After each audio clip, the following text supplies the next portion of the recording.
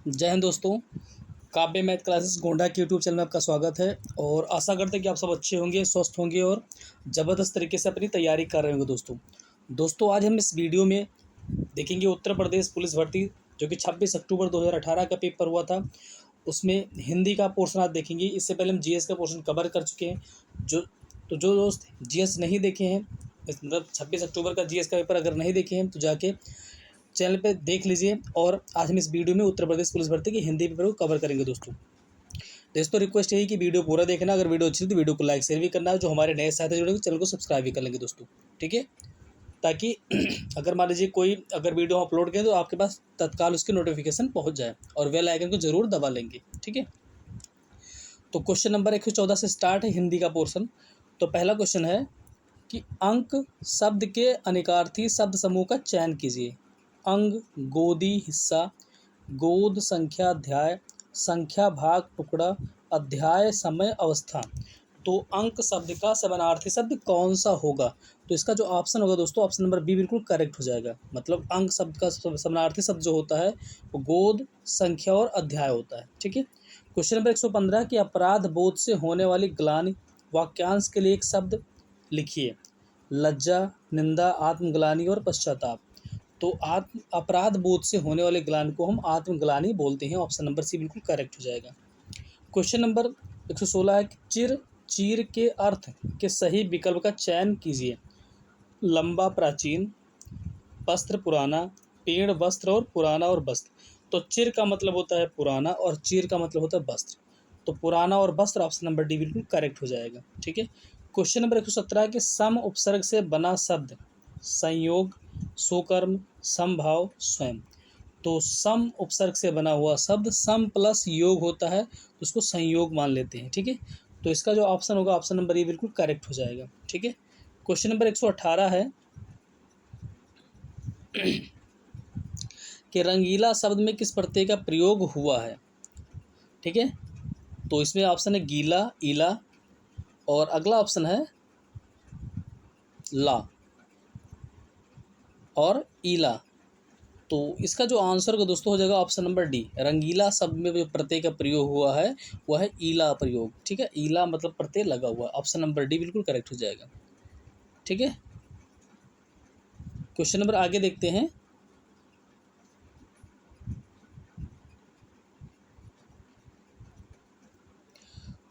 एक 119 question number है, सूर्योदय में कौन सी संधि है? गुण, वृद्धि, यण और दीर्घ। तो सूर्योदय में कौन सी संधि क्वेश्चन पूछ रहा है, इसमें हो जाएगा गुण स्वर संधि, ठीक है। ऑप्शन नंबर ए बिल्कुल करेक्ट हो जाएगा। क्वेश्चन नंबर 120 है कि शुद्ध वाक्य का चयन कीजिए। उसका शिमला जाना है, उसने शिमला जाना है, उससे शिमला जाना है, उसे शिमला जाना है। तो शुद्ध वाक्य जो होगा उसे शिमला जाना है। ऑप्शन नंबर डी बिल्कुल करेक्ट हो जाएगा। क्वेश्चन नंबर 121 है कि सज्जन शब्द में समास है। कर्मधारय समास, तत्पुरुष समास, द्वंद्व समास और द्विगु समास। तो सज्जन का जो समास निकालेंगे सत प्लस जन होगा। सत, सत हलंत प्लस जन, तो सज्जन बन जाएगा, ठीक है। तो सत प्लस जन, यहाँ पर ता के नीचे हलंत आ गया, इसका मतलब हो जाएगा, तो इसमें हो जाएगा सज्जन शब्द में समास पूछ रहा है, ठीक है। तो इसमें हो जाएगा कर्मधारय समास। क्वेश्चन नंबर ये बिल्कुल सही हो जाएगा, कर्मधारय समास। सज्जन शब्द में कोई मतलब सज्जन शब्द जो है किसी व्यक्ति की विशेषता बता रहा है। क्वेश्चन नंबर 122 है,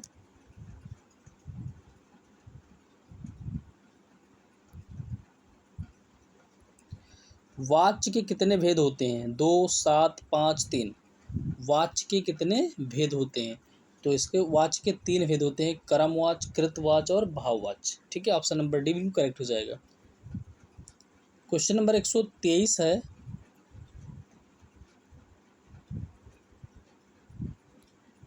वह दिन भर पढ़ता है, रेखांकित पद का अव्यय बताइए। तो दिन भर के नीचे अंडरलाइन किया गया है, मतलब रेखांकित किया गया, तो इसमें कौन सा अव्यय होगा? परिणामवाची, निपात, समुच्चयबोधक और प्रश्नवाचक। तो दिन भर जो है किस प्रकार का अव्यय शब्द है? तो इसका जो आंसर होगा दोस्तों हो जाएगा ऑप्शन नंबर बी, निपात, ठीक है। क्वेश्चन नंबर 124 है, कोष्ठक में दिया गया है। ठीक है, दिए गए विराम चिन्ह का नाम बताएं। प्रश्नवाचक, अल्प विराम, पूर्ण विराम, विस्मय बोधक। तो ये जो सिंबल है ये वाला, ये आपका विस्मय बोधक सिंबल है। ठीक है, ऑप्शन नंबर डी बिल्कुल करेक्ट हो जाएगा। प्रश्नवाचक सिंबल इस तरह लगता है, अल्प विराम इस तरह होता है और पूर्ण विराम लाइन होती है। ठीक है, क्वेश्चन नंबर 125 है, बाल की खाल निकालना मुहावरे का अर्थ। बढ़ा चढ़ाकर बात कहना, गुण दोष की परख करना, बहुत मीन मेख निकालना, मुश्किल काम करना।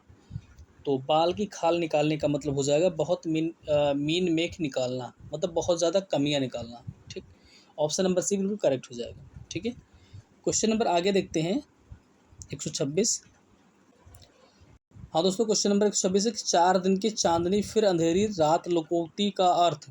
थोड़े दिन का सुख, चांद ना दिखाई देना, 4 दिन चांद दिखना और सुख ही सुख होना। तो 4 दिन की चांदनी फिर अंधेरी रात का लुकोती का जो अर्थ होता है थोड़े दिन का सुख। ऑप्शन नंबर ए बिल्कुल करेक्ट हो जाएगा। क्वेश्चन नंबर 127 है,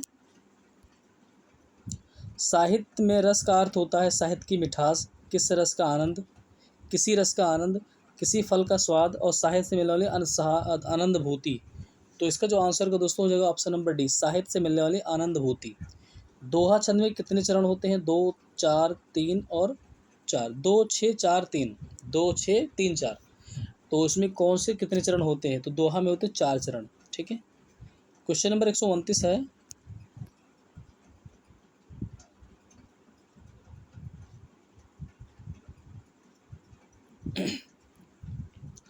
भाषा शब्द में शब्द और अर्थ की दृष्टि से सौंदर्य उत्पन्न करता है, रस, अलंकार, गुण और छंद।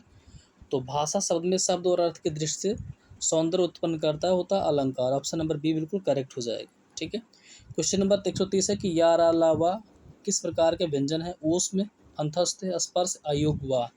तो या रा ला वा जो है ये ऊष्म अंतस्थ व्यंजन है, ये आपके अंतस्थ व्यंजन हो गया। ऑप्शन नंबर बी बिल्कुल करेक्ट हो जाएगा। क्वेश्चन नंबर 131 है कि निम्नलिखित में से कौन सा स्त्रीलिंग है? कृपा, मित्र, कार्य, तो त्योहार। तो इसका जो आंसर का दोस्तों हो जाएगा कृपा, कृपा कीजिए। ठीक है, स्त्रीलिंग हो जाएगा। क्वेश्चन नंबर 132 है, वचन किसका बोध करता है? प्राणी या वस्तु के अनेक होने का, प्राणी या वस्तु के एक होने का, प्राणी या वस्तु के अनेक होने का, प्राणी या वस्तु के लिंग का। तो वचन जो होता है वो प्राणी या वस्तु के अनेक होने का बोध कराता है। ऑप्शन नंबर ए बिल्कुल करेक्ट हो जाएगा। ठीक है, क्वेश्चन नंबर 133 देखते हैं दोस्तों।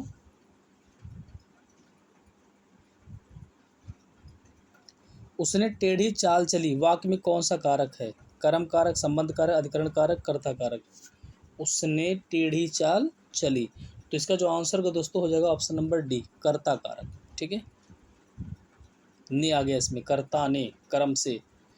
निम्न क्वेश्चन नंबर 134 कि निम्नलिखित में से कौन सा वाक्य सर्वनाम का प्रयोग हुआ है? आज बरसात होगी, मैं कल दिल्ली जा रहा हूँ, घर का काम कर लो, सीमा और रीमा बहनें हैं। तो किस वाक्य में सर्वनाम का प्रयोग हुआ है? ठीक है, तो 134 का जो आंसर का ऑप्शन नंबर बी होगा, मैं कल दिल्ली जा रहा हूँ। ठीक है, क्वेश्चन में 135 है कि विशेषण किस शब्द की विशेषता है? संज्ञा की, कारक की, क्रिया की, वचन की।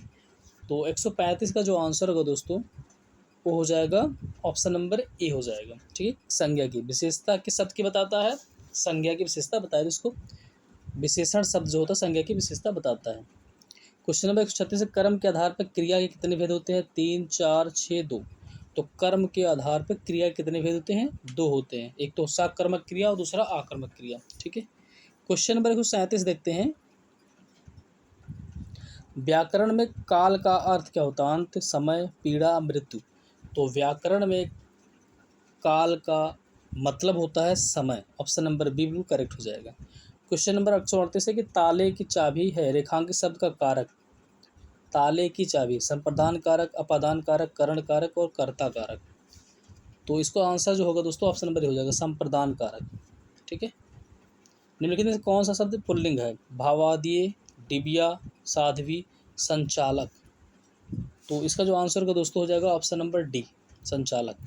भावादिये, ठीक है, साध्वी का साधु होता है पुल्लिंग, डिबिया भी स्त्रीलिंग है, स्त्रीलिंग है, भावादिये भी स्त्रीलिंग है, लेकिन संचालक ये पुल्लिंग हो जाएगा। ठीक है, क्वेश्चन नंबर आगे देखते हैं 140।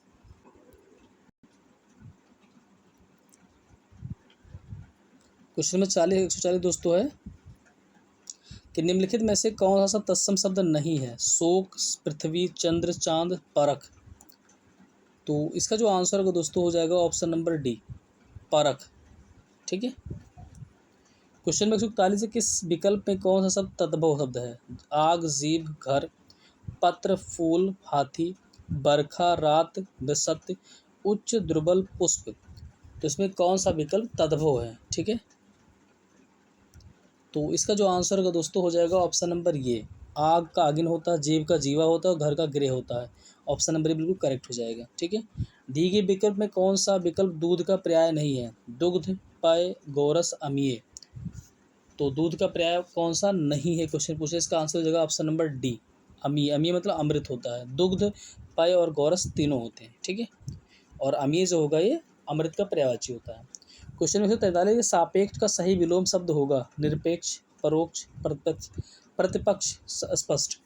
तो सापेक्ष का जो विलोम होगा वो हो जाएगा ऑप्शन नंबर ए, निरपेक्ष।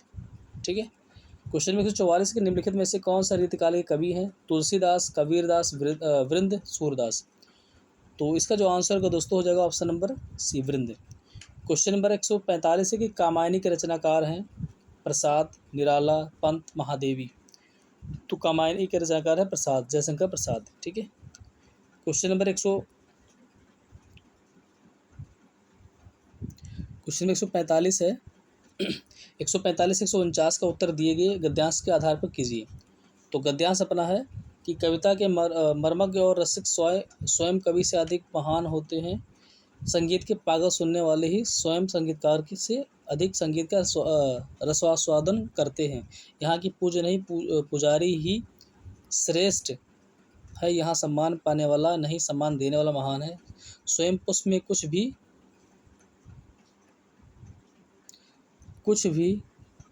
नहीं, पुष्प का सौंदर्य उसे देखने वाली दृष्टि में है। दुनिया भर से कुछ भी नहीं, जो कुछ भी है हमारी चाह में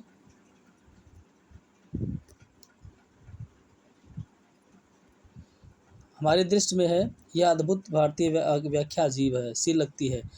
हमारे पूर्वज सदा ही इस पथ के पथिक रहे हैं। उस उत्तम गुरु में जात भावना भी नहीं रहती। कितने ही मुसलमान पहलवानों के हिंदू चेले रहे हैं और हिंदू संगीतकारों के मुसलमान शिष्य रहे हैं। यहाँ परख गुण की साधना और प्रतिभा की होती है, भक्ति और श्रद्धा की होती है कीमत, न कि जात संप्रदाय आचार विचार धर्म की है। मुझे पढ़ाया लिखाया था एक विद्वान मुस्लिम ने ही और आज मैं इस स्थान पर पहुंचा हूँ, जो सम्मान और प्रतिष्ठा मुझे मिली है, उस सबका श्रेय मेरे गुरु का है। तो कविता का पहला क्वेश्चन है, कविता का मर्मज्ञ या रसिक कौन सा हो सकता है? जो कविता के मर्मज्ञ को समझकर उसके रस में डूब जाए, जो कविता सुनता है, जो कविता सुनकर दाद देता है और जो रसपान करता है। तो इसका जो आंसर होगा दोस्तों ऑप्शन नंबर ये हो जाएगा, जो कविता के मर्म को समझकर उसके रस में डूब जाए। क्वेश्चन नंबर 147 है,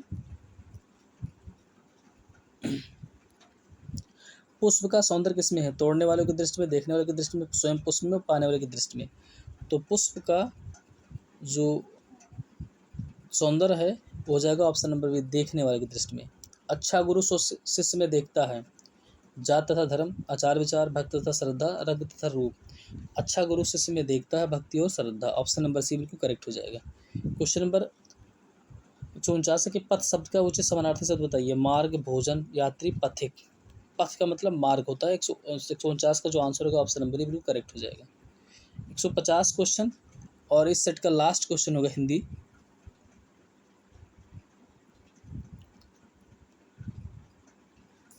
हिंदी सेट का लास्ट क्वेश्चन है ये कि जो सम्मान प्रतिष्ठा मुझे मिली है वह सबका श्रेय मेरे गुरु का है। यह कथन कौन सा भाव प्रकट करता है? गुरु के प्रति घृणा, गुरु के प्रति अपनापन, गुरु के प्रति शिष्य और गुरु के प्रति श्रद्धा। तो इसका जो आंसर होगा दोस्तों ऑप्शन नंबर डी होगा, गुरु के प्रति श्रद्धा। तो दोस्तों इसमें 37 क्वेश्चन हिंदी के थे उसको करवा दिए हैं। बाकी और क्वेश्चन मैथ और रीजनिंग के जो बचेंगे उसको अगले सेट में लेके आएंगे। दोस्तों रिक्वेस्ट है कि वीडियो पूरा देखना और अगर वीडियो अच्छी है तो वीडियो को लाइक शेयर भी करना है। जो हमारे नए साथी जुड़ेंगे वो चैनल को सब्सक्राइब भी कर लेंगे दोस्तों। इसी के साथ जय हिंद, जय भारत।